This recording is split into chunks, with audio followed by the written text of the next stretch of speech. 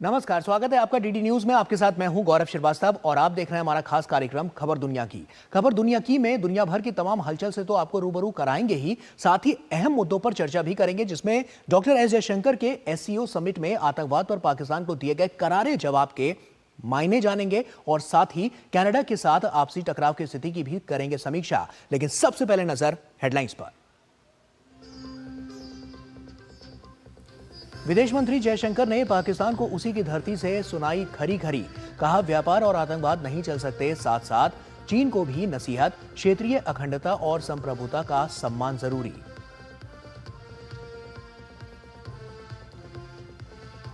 Gaza और दक्षिणी Lebanon में इजरायली हमला जारी, स्थानीय मेयर समेत 6 की मौत। आईडीएफ ने कहा आज गाजा पहुंचे 50 सहायता ट्रक। अमेरिका ने 30 दिन के भीतर सहायता नहीं बढ़ाई, सैन्य मदद रोकने की दी थी धमकी।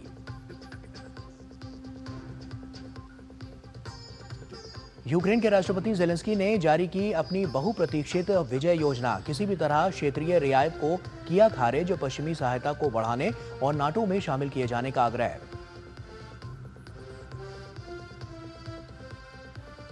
नाइजीरिया में पलटा तेल से भरा टैंकर, विस्फोट से मची भारी तबाही, 100 से ज्यादा लोगों की दर्दनाक मौत, 50 घायल।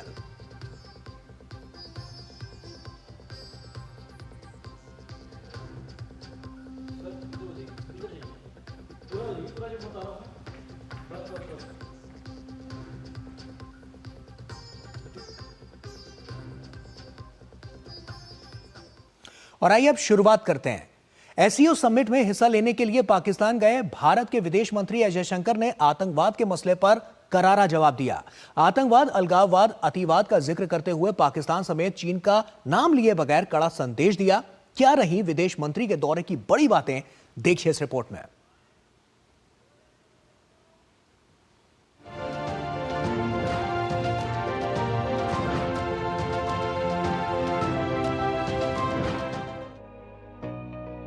विदेश मंत्री डॉक्टर एस जयशंकर ने पाकिस्तान की धरती से उसके साथ साथ चीन को भी खरी खरी सुनाई।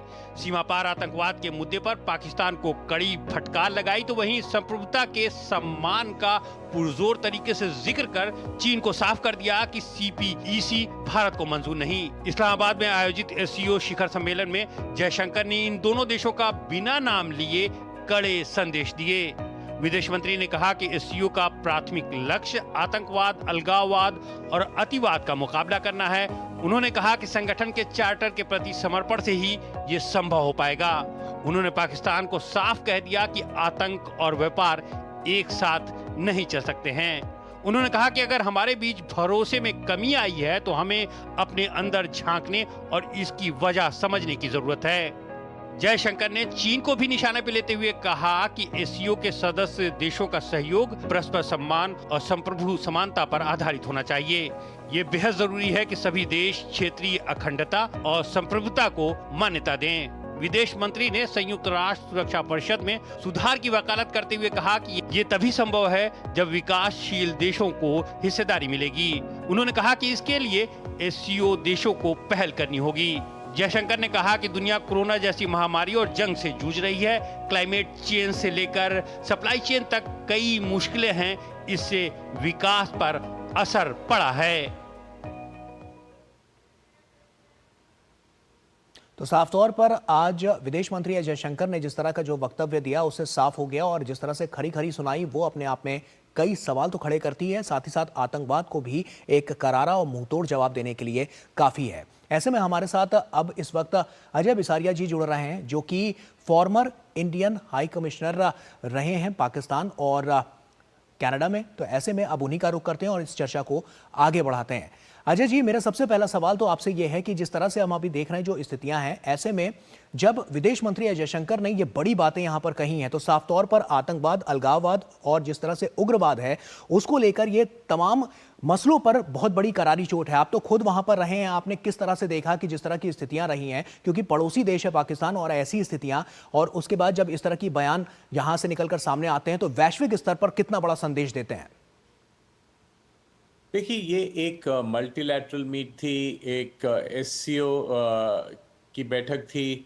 इसमें जो हमने मैसेजिंग करी, भारत की तरफ से मैसेज गई, जी। वो एक बहुत ही ड्रामेटिक मैसेज नहीं थी। ये भारत का पक्ष रहा है, उस पक्ष को विदेश मंत्री ने साफ तरीके से आगे रखा। और ये एक भारत का जो जो मत रहा है आतंकवाद के बारे में, उसके बारे में भी बात हुई। और एससीओ के अपने ही चार्टर की याद दिलाई, जी। जिसमें बात होती है थ्री इविल्स की, जी। टेररिज्म, सेपरेटिज्म, एक्सट्रीमिज्म, जिसने आपने कहा आतंकवाद, अलगावाद वगैरह। तो ये एक उनको याद दिलाया कि उन्हीं के चार्टर में ये बात कही गई है, और आज के दिन में ये बात बहुत महत्वपूर्ण है। तो इसमें मेरे ख्याल से ये एक संतुलित सा बयान था। ये भारत का पक्ष कई इंटरनेशनल मीट्स में ये रखा गया है, यूएन के प्लेटफॉर्म पे भी रखा गया है। तो इसमें कोई खास नई बात या खास अलग बात नहीं थी, बस एक संतुलित तरह से इस बात को आगे रखा। और आप अगर इसकी तुलना करें जो यूएन में हुआ था न्यूयॉर्क में, वहाँ पे पाकिस्तान ने कश्मीर के मसले की बात करी और कश्मीर का मुद्दा उठाया, उसमें भारत ने एक कड़ा जवाब दिया था। जी। इस बार ऐसा कुछ नहीं हुआ। ना पाकिस्तान ने कश्मीर के विषय में चर्चा की, ना भारत ने। और ये एक भारत ने अपना पक्ष साफ साफ दुनिया के आगे रखा। CPES की जब हम बात करते हैं तो यहाँ पर हम साफ तौर पर देख रहे हैं CPEC में जो इकोनॉमिकल कॉरिडोर जिसकी बात कर रहे हैं चाइना पाकिस्तान का, उसको लेकर भी अब की बार उन्होंने यहाँ पर बात कही है और ये कहीं ना कहीं अपने आप में तमाम ऐसे संदेश हैं जो देता हुआ नजर आया है। इसको किस तरह से देखते हैं? और साफ तौर पर इससे, क्योंकि उन्होंने कहा है कि कारोबार की नीतियां होनी चाहिए, लेकिन जिस तरह से अभी हम देख रहे हैं जो अलगाववाद है या आतंकवाद है उस तरह का दृष्टिकोण नहीं होना चाहिए, ये अपने आप में कितना बड़ा यहाँ पर मैसेज देता हुआ नजर आया है? ये एक भारत की ओर से एक महत्वपूर्ण मैसेज है, क्योंकि भारत पाकिस्तान के संदर्भ में भी कहता है कि terror and talks, terror and trade don't go together. मगर इसकी इसकी एक आप हिंट समझें, चीन पाकिस्तान रिश्तों के बारे में भी है, क्योंकि चीन खुद परेशान है आतंकवाद से, जो चाइना पाकिस्तान इकोनॉमिक कॉरिडोर को जिसने अनवायबल बना दिया है। क्योंकि आतंकवाद की इतनी घटनाएं हुई पाकिस्तान के अंदर इसके खिलाफ कि चीन के लिए भी ये नाक में दम हो गया। तो एक तरह से मैसेज भी है, और एक तरह से भारत ये भी कह रहा है कि अगर आतंकवाद की घटनाएं कम हुई तो फिर से एक नॉर्मल तरह का व्यापार का सिलसिला शुरू हो सकता है।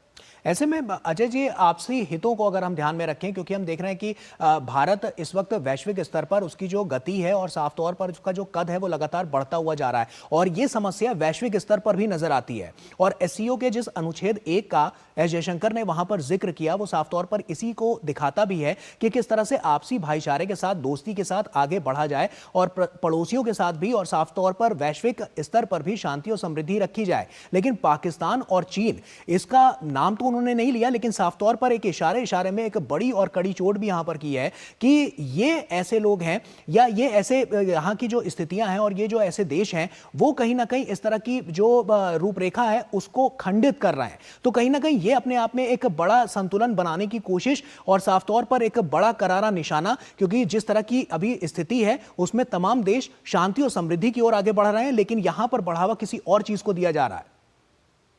देखिए, मेरे ख्याल से भारत ने अपना पक्ष रखने में एक मल्टीलैटरलिज्म के धर्म का पालन किया, जिसमें आप अपनी बायलैटरल जो समस्याएं हैं उसको बाहर छोड़ें और चर्चा करें उन विषयों की जो सारी एससीओ कम्युनिटी के हित में है। तो भारत ने अपना पक्ष इन बातों पे साफ साफ रखा। ये एक बहुत नई बात नहीं है, ये हम G20 के प्लेटफॉर्म पे, यूएन के प्लेटफॉर्म में, अलग अलग प्लेटफॉर्म्स पे इस बात को रख चुके हैं। और भारत ने मेरे ख्याल से काफ़ी मैच्योरिटी दिखाई। एक बहुत ग्रैंड स्टैंडिंग की आवश्यकता नहीं थी मीडिया के लिए, बट अपनी बात साफ साफ रखी और वही बात करी जो भारत करता आया है। और एक तरह से G20 के संदर्भ में जो बात रख रहे थे, जो सब देशों के हित में है, जी उसको साफ साफ भारत ने रखा है, चाहे वो क्लाइमेट चेंज के बारे में हो, चाहे ट्रेड के बारे में हो, या आतंकवाद के बारे में। बिल्कुल। अजय जी, आप बने रहिए हमारे साथ। एक छोटी से ब्रेक का यहाँ पर वक्त हो गया है। ब्रेक के उस पार जब वापस लौटेंगे तो कनाडा के मुद्दे पर आपसे चर्चा आगे जारी रखेंगे। छोटे से ब्रेक के लिए यहाँ रुक रहे हैं, जल्द हाजिर होते हैं। सारी छुर्रियां भर देती हैं, दीवार हमवार कर देती हैं। तो पुट्टी भर ले, हाँ पुट्टी भर ले। वंडर वॉल पुट्टी दे एक परफेक्ट फिनिश। ये तुम्हारा खेत नहीं, खेल का मैदान है। अकेले क्या कर लोगे? अकेले नहीं, मेरे साथ है मेरा यार, जिसके सामने हुई अड़ियल मंडूसी की भी हार तुम्हारी तरह। IIL के ट्रैक्टर ब्रांड का मिलियन, गेहूं का पहरेदार, अड़ियल मंडूसी की हार। भैया, घर का किराया देना था, कुछ पैसे। इस महीने तो गाड़ी की EMI जानी है ना, अगले महीने पक्का चलता हूँ। आपके बाद फैमिली को किसी के आगे हाथ ना फैलाना पड़े। आज ही लीजिए पॉलिसी बाजार पे 2 करोड़ का टर्म लाइफ इंश्योरेंस, सिर्फ 690 रुपए महीने से शुरू। हाथ धो कर आते हैं। साबुन की जगह हैंड वॉश। मोहन का प्रमोशन हो गया क्या? सैवलॉन हैंड वॉश तो हमारा रोज का है। सिर्फ 10 रुपए में 200 ml हैंड वॉश बनाओ। Savlon powder to gel hand wash, germ से बचाए, शान बढ़ाए। MDH का किचन किंग किचन में हो तो हम सब कुछ बना सकते हैं। बैंगन का भरता, आलू गोभी, भिंडी मसाला और भी बहुत कुछ। MDH सारी छुर्रियां भर देती हैं, दीवार हमवार कर देती हैं। तो पुट्टी भर ले, हाँ पुट्टी भर ले। वंडर वॉल पुट्टी दे एक परफेक्ट फिनिश। तो ब्रेक के बाद एक बार फिर से आप सभी का स्वागत है और आइए आगे बढ़ते हैं और अब बात करते हैं कनाडा की। दरअसल कनाडा के साथ आपसी संबंधों में टकराव की स्थिति दिन बीतने के साथ और गंभीर होती जा रही है। आरोप तो जस्टिन ट्रूडो ने लगा दिए, लेकिन सबूत के नाम पर उनके पास कुछ नहीं है। ऐसे में वोट बैंक की राजनीति साधने के लिए ट्रूडो ऐसा कर रहे हैं तो ये तो अब जग जाहिर हो ही रहा है। साथ ही सत्ता का संकट भी अब और तेजी से इनके ऊपर मंडराने लगा है। देखिए इस खास रिपोर्ट में। न कोई पुख्ता सबूत और न कोई ठोस जानकारी, फिर भी ट्रूडो सरकार का भारत के खिलाफ अनर्गल अलाप जारी। भारत को बदनाम करने की ट्रूडो की इस साजिश से दोनों देशों के संबंध अब तक के अपने सबसे खराब दौर में पहुंच गए हैं। भारत के बार बार मांगने के बावजूद सबूत तो दूर की बात, कोई पुख्ता जानकारी भी अब तक उपलब्ध नहीं कराई गई है। आखिर ट्रूडो की ऐसी क्या मजबूरी है कि वो वोट बैंक की नीति के चलते भारत के साथ कूटनीति के तालमेल को दांव पर लगा रहे हैं। दरअसल ट्रूडो की लोकप्रियता लगातार गिरती जा रही है। उनकी अप्रूवल रेटिंग गिरकर 33% तक पहुंच गई है। हाल में हुए उपचुनाव में 30 साल से टोरंटो की सीट पर काबिज उनकी पार्टी को हार का मुंह देखना पड़ा। उनके मजबूत गढ़ मॉन्ट्रियल में भी उनकी पार्टी बुरी तरह हार गई। ट्रूडो की मुश्किलें तब और बढ़ गई जब खालिस्तान समर्थक जगमीत सिंह के नेतृत्व वाली न्यू डेमोक्रेटिक पार्टी ने उनकी सरकार से समर्थन खींच लिया और वो अल्पमत में आ गए। उधर महंगाई के मोर्चे पर भी उनकी सरकार विफल रही। स्वास्थ्य सेवाएं खराब होती जा रही हैं। युवाओं में रोष बढ़ता जा रहा है। इस असंतोष की राजनीतिक भरपाई वो सिख वोटों के सहारे करना चाहते हैं। खालिस्तान समर्थक भावनाओं का समर्थन हासिल करने के लिए वो एक खालिस्तानी आतंकवादी हरपाल सिंह निज्जर की हत्या के बाद से भारत पर बेबुनियाद आरोप लगाकर दोनों देशों के रिश्तों को दांव पर लगा दिया है। भारत शुरू से ही इन आरोपों को खारिज करता आ रहा है। हालांकि भारत से पंगा लेकर वो अपने घर में ही घिरते दिखाई दे रहे हैं और उनकी जमकर फजीयत हो रही है। कनाडियाई मीडिया को ही ट्रूडो पर विश्वास नहीं है। कई अखबारों में छपे लेख में कहा गया है कि ट्रूडो मामले में भारत को पुख्ता सबूत देने में विफल रहे हैं। इतना ही नहीं, खालिस्तान समर्थक नेता जगमीत सिंह की भी एक प्रेस वार्ता के दौरान जमकर किरकिरी हुई। जब वो भारतीय राजनयिकों के खिलाफ जहर उगल रहे थे तो पत्रकारों ने तीखे सवाल दाग दिए, जिससे नाराज होकर वो प्रेस वार्ता छोड़कर जाने लगे। इस दौरान एक पत्रकार ने तंज कसते हुए कहा कि ऐसा नहीं होता है। फिर पूरा हाल ठहाकों से गूंज उठा।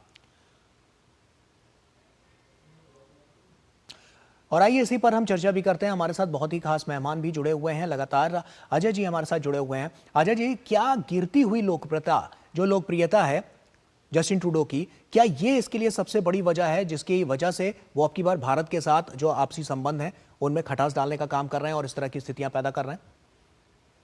मेरे ख्याल से ये सच है कि कनाडा की जो राजनीति है इस समय वो इस स्तर पर पहुंच गई जहां ट्रूडो की पोजीशन अनवायबल है और अंदरूनी राजनीति को चलते उन्हें कुछ नया करने की आवश्यकता थी। दूसरी जो बात हो रही थी, ये एक फॉरेन इंटरफेरेंस कमीशन जो बनाई थी कनाडा में, ये चीन की इंटरफेरेंस के बारे में उनके चुनाव में ये बनाई गई थी, मगर उसमें ज़रूरी हो गया इनको ये कहना कि चीन की ही नहीं, ये भारत की भी इंटरफेरेंस की बात है और एक तरह से एक नया सा नैरेटिव मैन्युफैक्चर करने की ज़रूरत थी। ये एक डोमेस्टिक पॉलिटिकल कंपल्शन था, मगर इसके चलते मेरे ख्याल से कनाडा ने भारी गलती करी, ट्रूडो ने भारी गलती करी और आश्चर्य की बात है कि इस तरह का गंभीर भारत पे आरोप लगाया जिसकी पुष्टि नहीं कर पाए, जिस पे कोई ठोस सबूत नहीं दे पाए।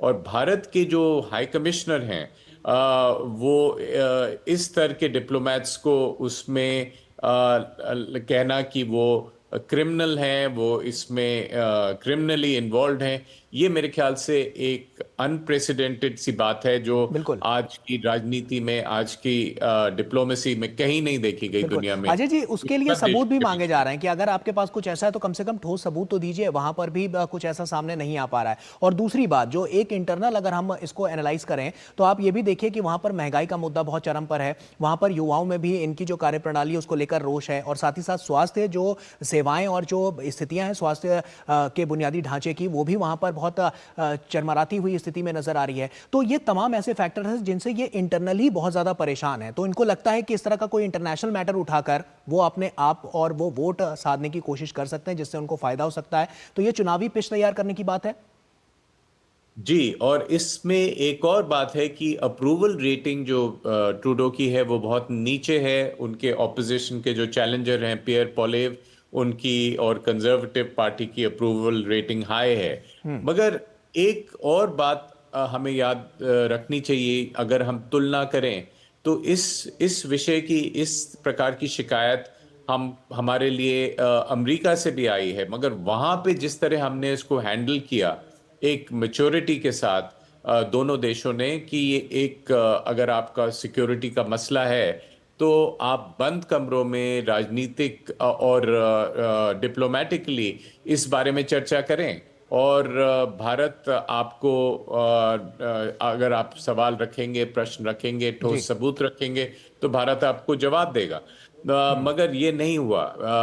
अमेरिका में ये हुआ कि वो एक सिक्योरिटी का डायलॉग हुआ जिसमें इन मसलों को सुलझाया गया, मगर कनाडा में ये सब मीडिया के सामने और प्रधानमंत्री के स्तर पे बात हो रही है, तो ये लगता है कि एक ग्रैंड स्टैंडिंग है, ये एक प्रकार से एक थिएटर है जो राजनीतिक कारण के कारण खेला जा रहा है। बिल्कुल। बाई इलेक्शंस के भी जो अभी हमने देखा कि जो रिजल्ट आए उसमें हमने देखा कि जो टोरंटो की सीट है वो वहां पर भी उसमें करारी हार देखने को मिली और 30 साल बाद ये कुछ हो पाया है।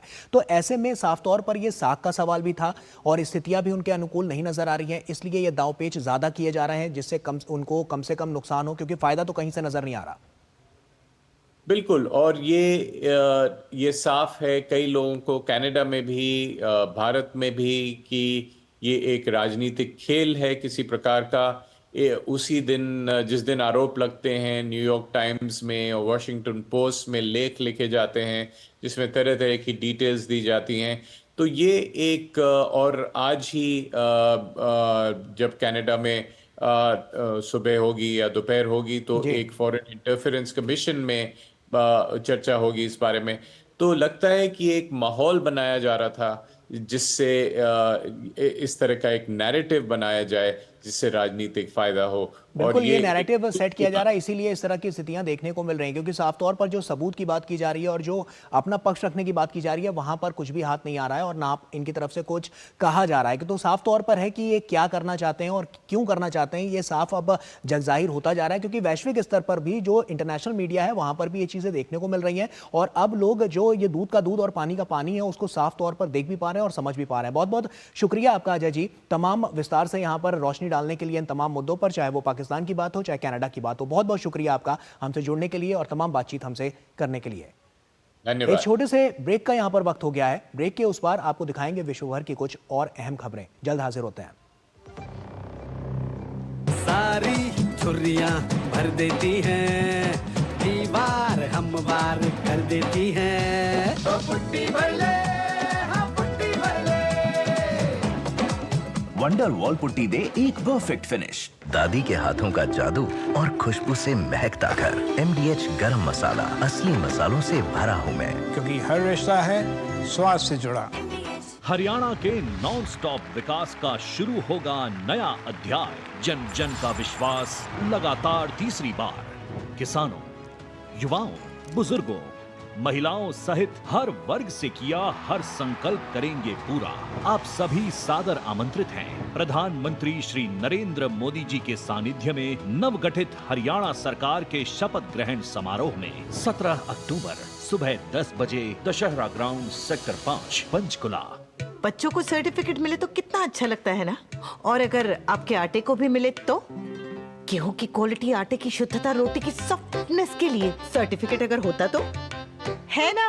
आशीर्वाद आटा का क्वालिटी सर्टिफिकेट पैक स्कैन करो, खुद चेक करो। आशीर्वाद आटा, क्वालिटी का वादा, लिख के ले लो। बेटियां घर की रौनक हैं,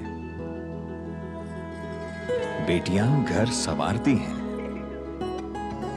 बेटियां पीढ़ियां सजाती हैं, बेटियां घर की बुनियाद कहलाती हैं। बेटियों को सलाम करता है मोंगिया स्टील, स्टील का बादशाह। सारी छुर्रियां भर देती हैं, दीवार हमवार कर देती हैं। तो पुट्टी भर ले, हाँ पुट्टी भर ले। वंडर वॉल पुट्टी दे एक परफेक्ट फिनिश। ब्रेक के बाद एक बार फिर से आप सभी का स्वागत है और चलिए अब जाते जाते आपको छोड़ जाते हैं विश्व भर की कुछ और अहम खबरों के साथ। तो हमें और हमारी पूरी टीम को दीजिए इजाजत। आप बने रहिए DD न्यूज के साथ। नमस्कार।